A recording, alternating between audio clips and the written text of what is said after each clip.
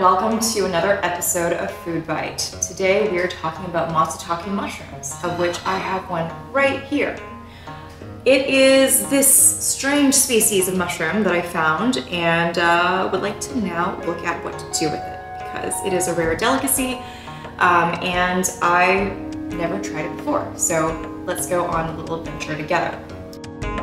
Okay, so I'm Googling this up and the top 3 recipes that are recommended are all for Matsutake Gohan, wild pine mushroom rice, and just Matsutake rice. So it seems like that's where we're headed.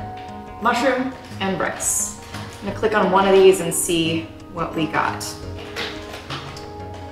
Cat is trying to get into a paper bag. If you're hearing a crinkling, that is not behind the scenes black magic here, it is just the cat. Okay, here we go. Here is one recipe for Matsutake Gohan, and it says, wow, these pictures look amazing. What would I need to make this? Matsutake mushrooms, got that.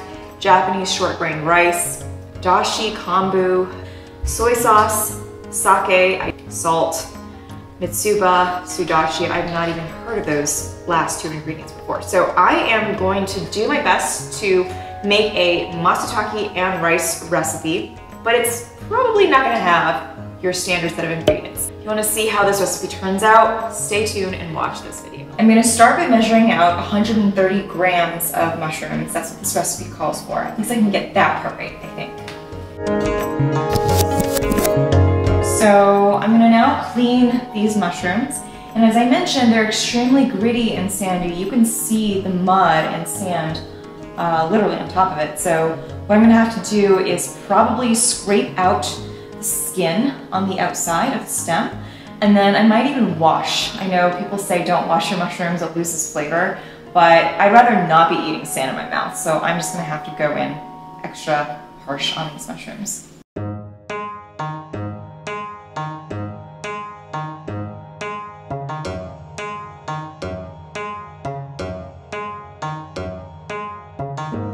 Alright, so I have done the best I could at cleaning these. You can see the sides are not so gritty anymore.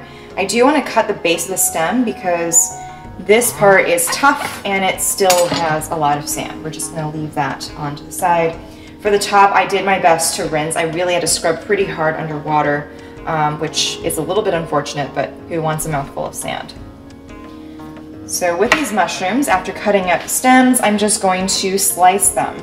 And these are very meaty mushrooms, so they don't wilt like other mushrooms do when cooked, as far as I'm told. So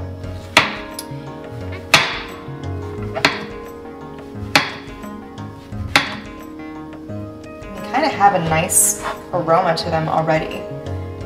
A lot of mushrooms don't have any smell at all. These definitely have a nice aroma. So I measured out 2 cups of rice. It's not like physical cups, it's more like the measuring cups that you get with a rice cooker. And I'm gonna now rinse this several times until the water runs clear.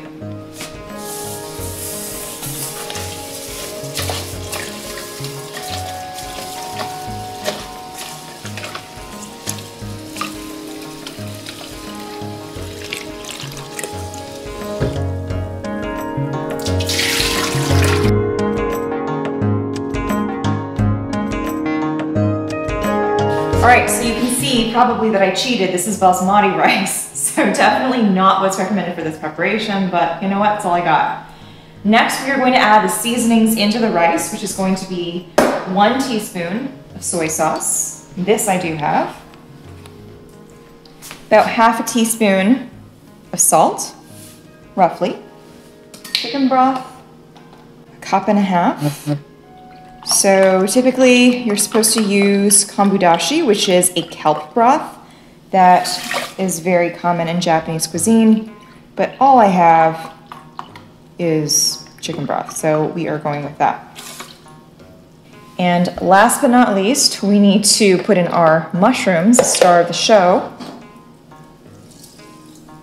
And so I'm just going to neatly arrange them on top.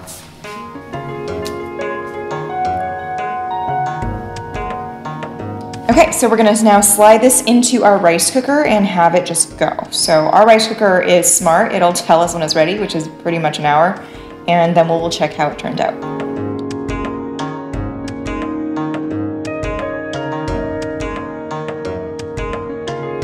Okay, so the countdown has gone to 0 on our sojurushi. So I think we can open and see what we've got.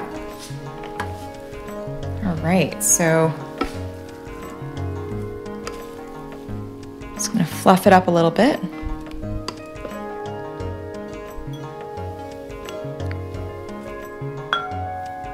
Let's get a little mushroom.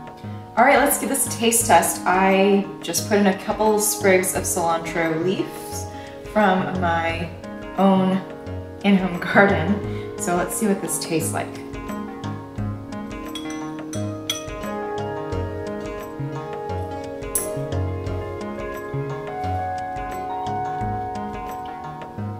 The rice is very flavorful, but you know what? I feel like it's almost like when you have steamed rice and you add soy sauce to it.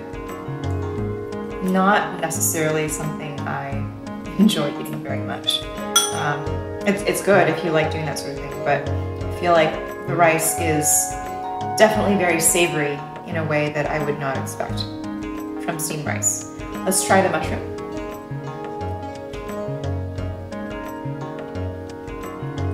The mushroom is amazing. It is so tender, and yet it holds its form so well that it's almost like biting into a meaty steak of mushroom, if you can imagine that. And it has that very light pine scent that perfumes it, and probably perfumes the rice as well. But I don't know that I should have used chicken broth. I feel like the chicken broth was maybe a little bit too overwhelming, along with the soy sauce. They kind of played tag team, and they made this rice a bit too strong for us to appreciate the delicate nature of the mushroom. So yeah, let me know what you think of this. Obviously, I just hijacked a recipe based on whatever ingredients I had in my pantry. So I look forward to doing this justice in the future. If you have some ideas on how to prep Matsutake mushrooms, do let me know in the comments. I'll see you guys next time on Food Bite.